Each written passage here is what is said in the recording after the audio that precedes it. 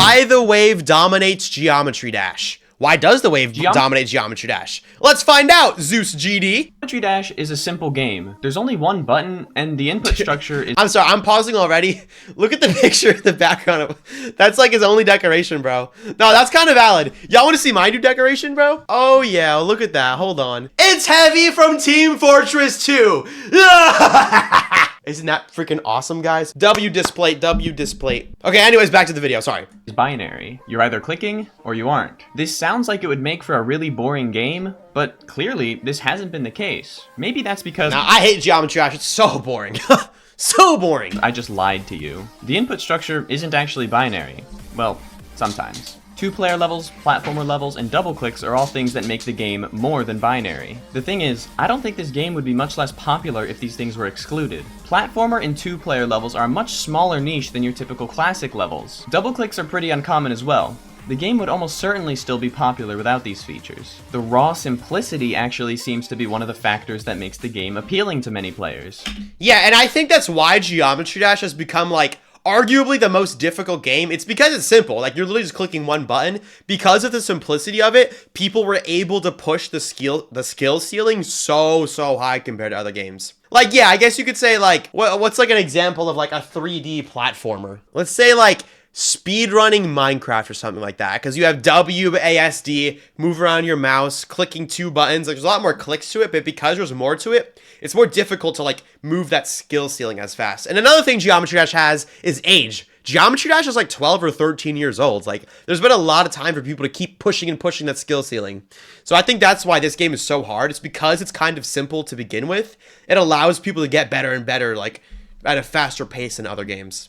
However, for mostly having this simple binary input structure, the game is actually pretty complex. To give the game variety, there are 8 different game modes to choose from when building levels. Each of these game modes behaves a little differently. There's one though, one that stands out. It's a very strange game mode and it's not shy about that. Someone who's never played the game before could probably pick out which one I'm talking about from this image alone without ever seeing them in action. You've most likely read the title. Square, boat, circle, jumper, spaceship, robot, Mecha Knight, Death Star. Title of this video, so you probably know that I'm talking about the wave. Compared to the other game modes here, the wave is really small, but its size is a minor factor in considering how unique the wave really is. Not only is it small, it's the only game mode with a strictly linear movement. It moves in a straight line. Every other game mode has some more complexity. They draw curves with their movement. You could say the spider game mode is also simple since it just teleports up and down. But okay, but the spider is lame. Nobody likes the spider. Just kidding. Introducing pads and orbs to the equation turns this idea on its head.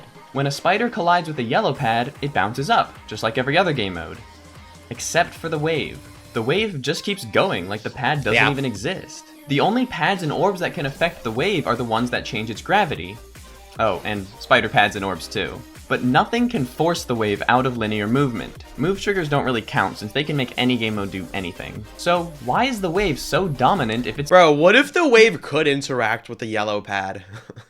It would be like imagine your wave could jump. Isn't there a... that would be so cursed. So simple. Surely, the more complex mechanics found in the other game modes would be a better choice for making difficult levels. Let's break down why the wave game mode's simplicity is actually its secret weapon. The wave responds to player input with an immediate change in movement. As soon as you click, it's moving in a totally different direction. The trail left by the wave shows you exactly where your wave was, giving you a crystal clear picture of what your inputs caused. This makes spammy or high CPS gameplay feel much more fair. Let's take a look at this tight wave corridor. It requires some pretty fast spam, but wouldn't be terribly challenging for an experienced player. Now, let's try a ship corridor that requires the same CPS. This would be way harder. Even though it's functionally the same as the wave, your ability to visualize is greatly reduced. Spamming to straight fly or ship gives you very little visual information since the ship...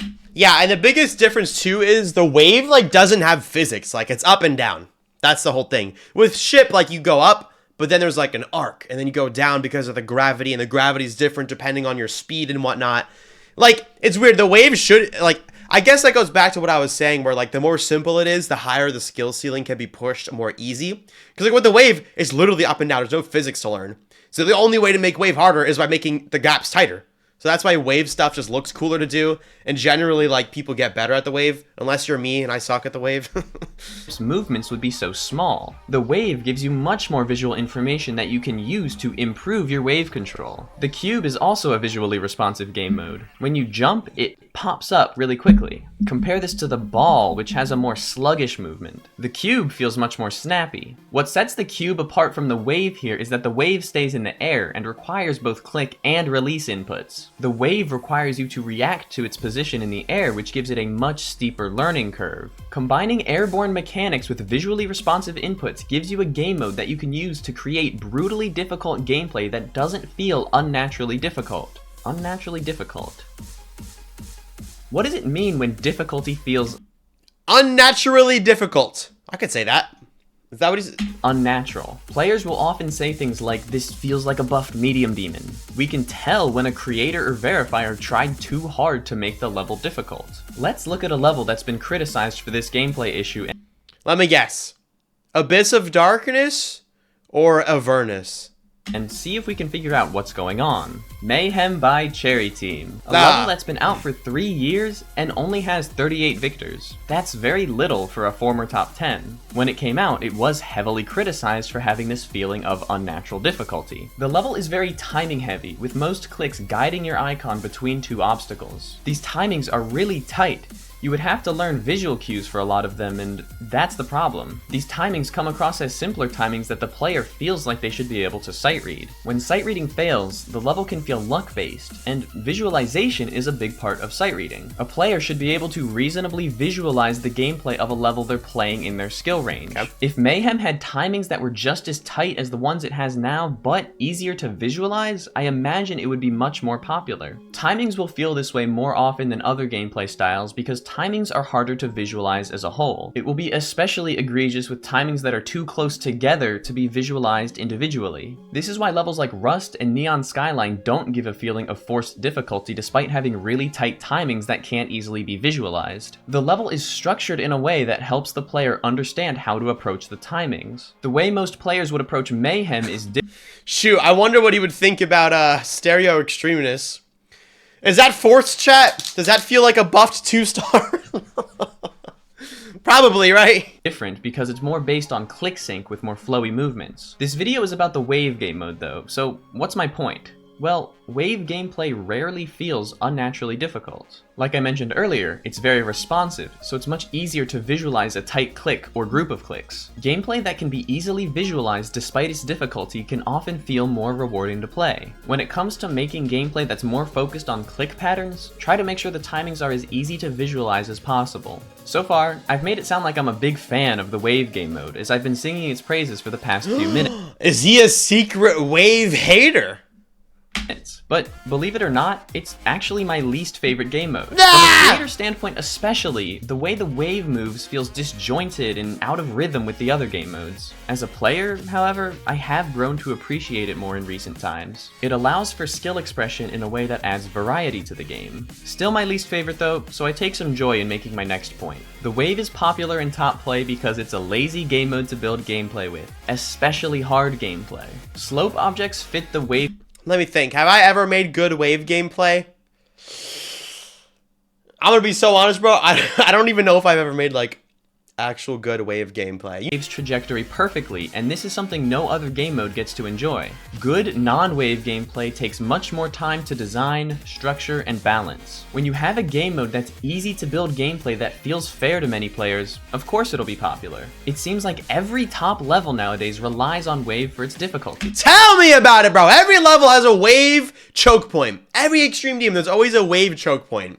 Usually somewhere at like 30% or like somewhere in the middle, bro. I can't stand the wave, bro. I'm sorry. One look at the demon. Like, I love the wave, but I hate when there's wave choke points because they always make them so hard because it's easy to make it hard. You don't have to think about it. And you will realize that this actually isn't really true. I mean, 3 levels in the top 10 have 0 wave gameplay.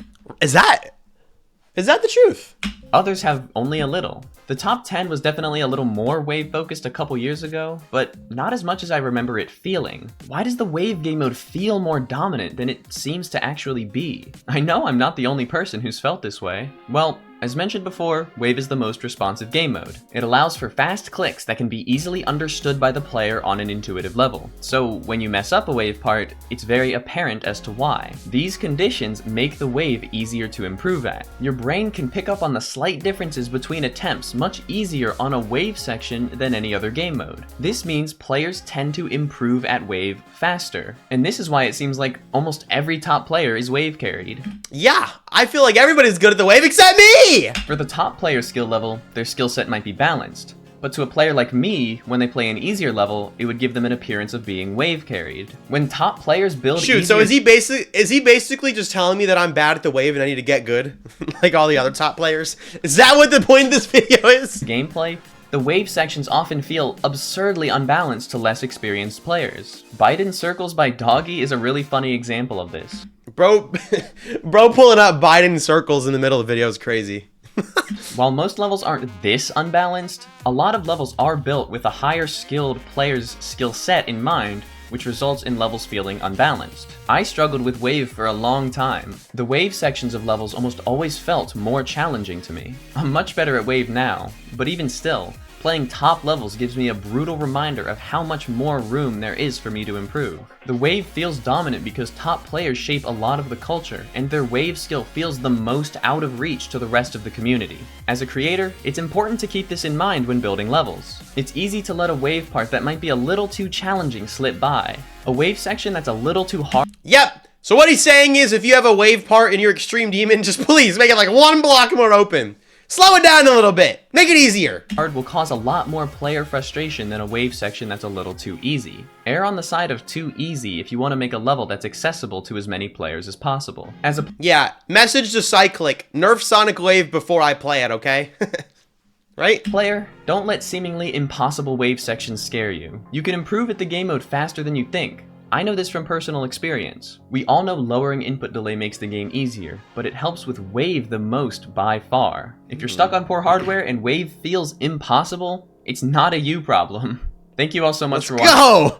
Me and my 480 hertz monitor. It's not our fault. It's not our fault. It's the level. It's a monitor. It's not my fault, okay?